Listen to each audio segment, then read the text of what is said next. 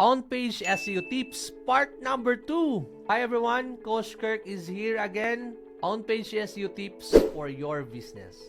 We have mobile friendliness.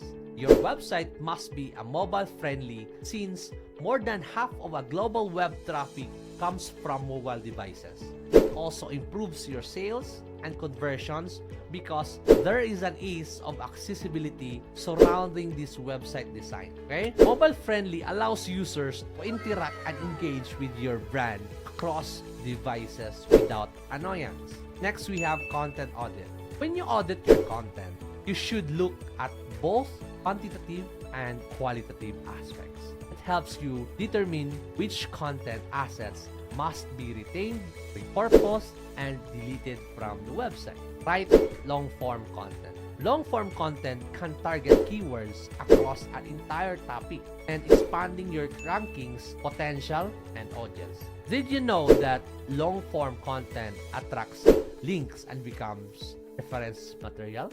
Absolutely, because writers, bloggers, and journalists will often search for sources who reference in their writing content. Okay?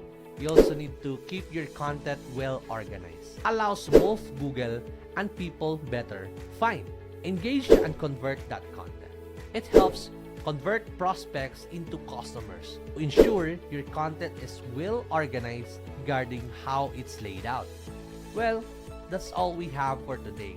Stay tuned for more on-page SEO tips. And thank you for watching, guys. If you want to learn more, go to KherkRoldanSEO.com. See you there.